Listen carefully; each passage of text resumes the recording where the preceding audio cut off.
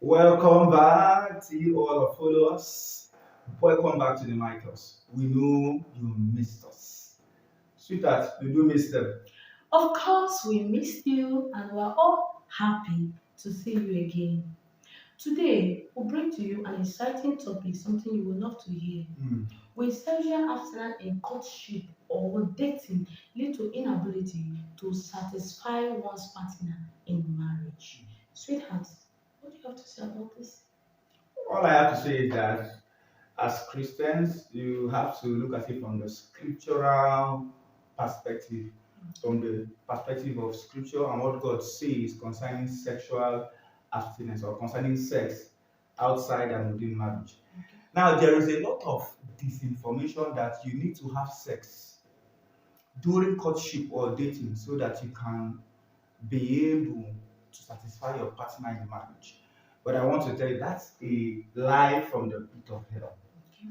That is the devil doing his best to uh, deceive the youths into sexual promiscuity, into fornication. Remember that scripture says in First Corinthians chapter 6, verse 18, it says, flee from fornication. And we all know that fornication is any sexual act that is done outside of marriage. Furthermore, you need to understand the functionality of sex in marriage. Now, one thing you must understand is that a lot of sexual problems in marriage today is because one partner has more sexual orientation or knowledge than the other partner. You see, take for instance a marriage where one partner had so many relationships before he got married and he had sexual intercourse. He has a certain level of sexual knowledge, while the other partner didn't meet anybody, didn't have any sexual intercourse before marriage. When they come together, the one that has a higher sexual orientation has an expectation of his partner or her partner on how they should relate with them sexually. He expects the partner to know what to do to please them, to know all the acts of sex, all the sexual acts and stuff like that. And the other partner is coming into the marriage with sexual naivety, sexual ignorance, knows nothing about sex. Now, what happens? The one with more sexual experience will begin to feel frustrated because the inexperienced one is not satisfying his or her needs. Okay. While the one with little or no sexual experience will also begin to feel frustrated due to the pressure. Okay.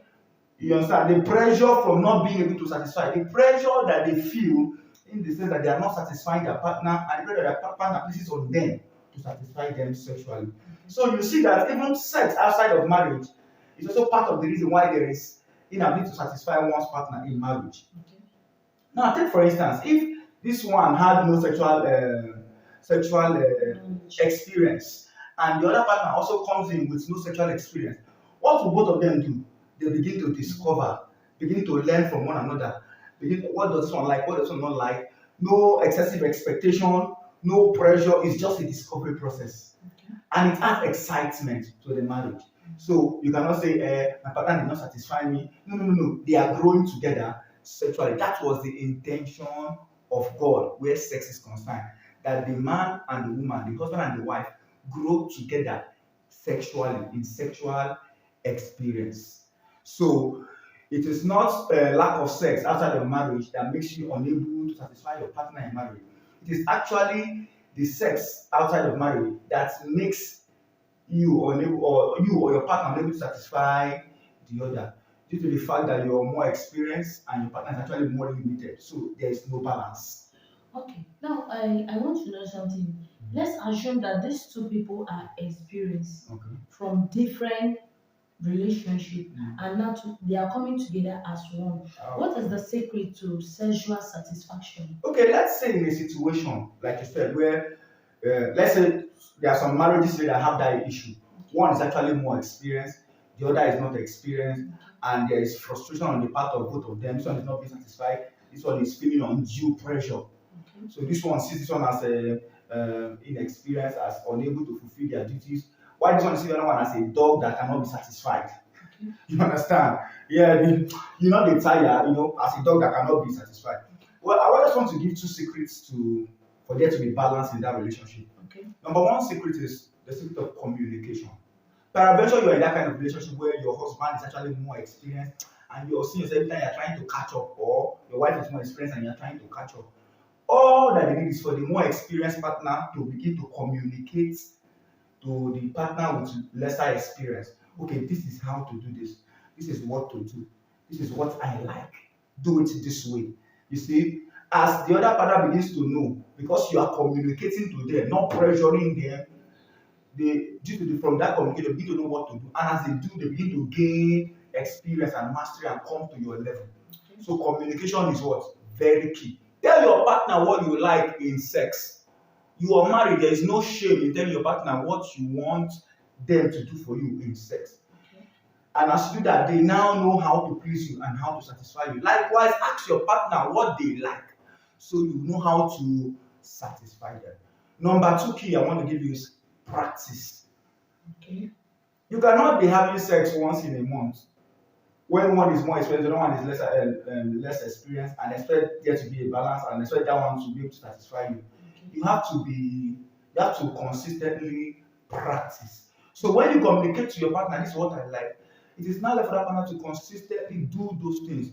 You should always have time, make out time to be intimate with each other, because it is in the place of intimacy you get to know your partner's likes and dislikes, and that brings you both to a level of equilibrium where you're satisfying each other.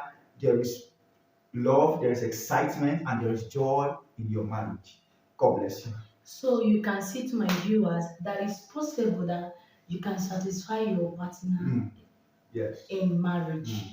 It's very much possible if only you will communicate and there is constant practice. Thank you very much for this wonderful episode, and I know you will enjoy it.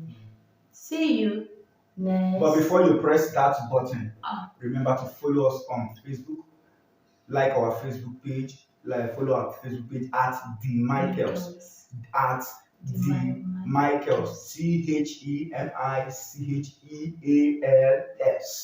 and follow us on YouTube, subscribe and like so you get notifications. Also on YouTube at The Michaels. God bless you. Keep watching. See you next Time, and we love you.